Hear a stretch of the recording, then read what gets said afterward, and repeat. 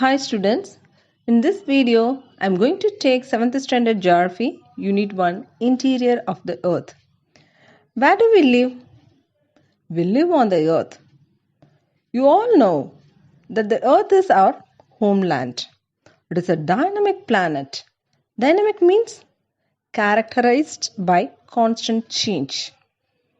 You can see lofty mountains, plateaus, large plains and deep valleys on the Earth's surface. Lofty mountains means highest mountains. Plateaus means flat highland. The Earth's surface constantly undergoing many changes. It may be interior change or exterior change. Students, what is the shape of the Earth? Yes, it is spherical in shape. Let us see the layers of the Earth. The Earth is enveloped by 3 layers. They are crust, mantle, core. Core includes inner core and outer core. Let us see one by one. First, crust. Crust is the uppermost, that is outer layer of the Earth. It is less than 1% of Earth's volume. It has very thin skin. The average thickness varies from 5 to 30 kilometers. It is about 35 kilometers continental masses and only 5 kilometers on the ocean floors. Despite the thickness, the continental crust is less dense than the oceanic crust. Students, continental crust means layer that forms the continent. Oceanic crust means uppermost layer of the oceanic portion. Because the oceanic crust is made up of dense rocks such as basalt. The crust comprises of 2 parts. The upper part consists of granite rocks and forms the continents. This layer has the main mineral constituents such as silica and alumina. So this layer is known as seal. The density of this layer is 2.7 gram per centimeter cube. The lower part is made up of basalt rocks. These rocks form the ocean floor. This layer has the mineral combination of silica and magnesium. So this layer is known as sima. The average density of this layer is 3.0 gram per centimeter cube. I am repeating, seal means upper layer of the earth crust made up of silica and alumina is known as seal. Sima means lower layer of the earth crust made up of silica and magnesium is known as sima. The seal and sima together form the earth's crust. Since the seal is lighter than sima, the continents are floating on the sea. Next topic is mantle. Students, do you know the name of the second layer? Yes, the second layer of the earth is mantle. It consists 84% of the volume of the earth. It is separated from the crust by the boundary line known as Mohorovičić discontinuity.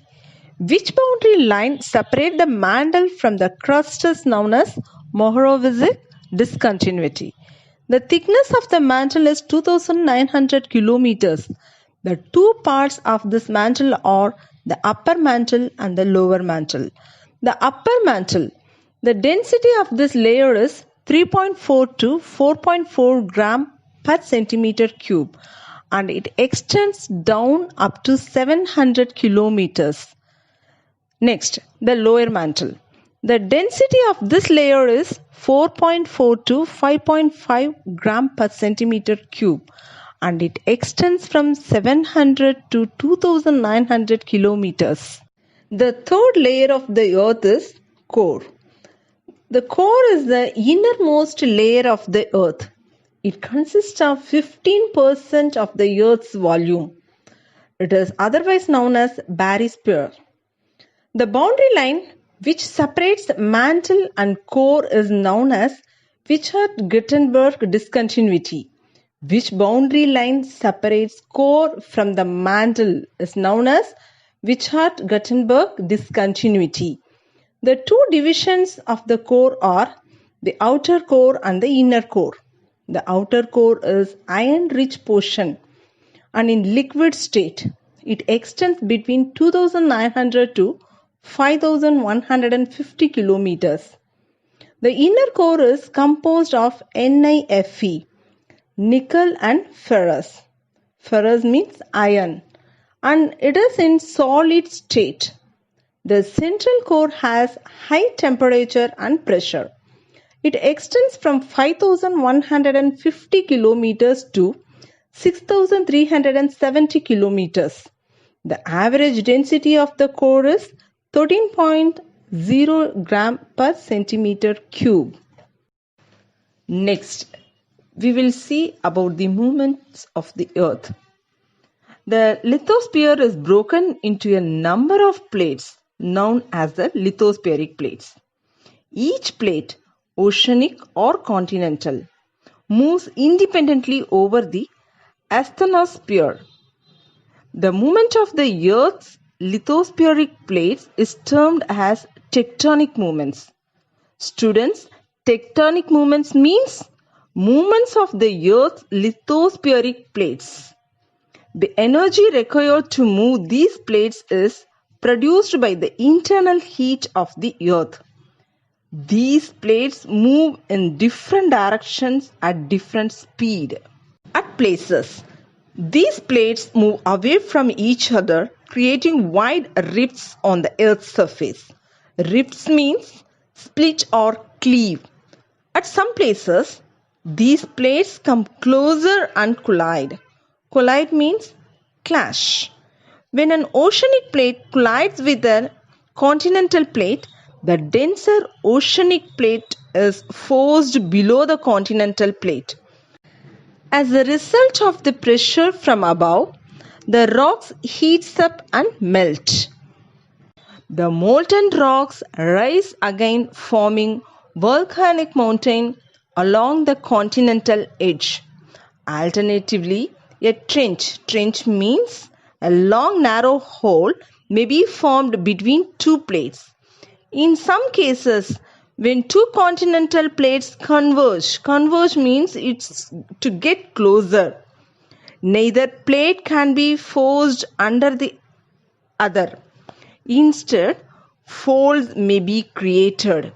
Great mountain range like the Himalayas have been formed in this way. The movement of these plates causes changes on the surface of the Earth. The Earth movements are divided on the basis of the forces which cause them. The forces which act in the interior of the Earth are called as endogenic forces, and the forces that work on the surface of the Earth are called as exogenic forces.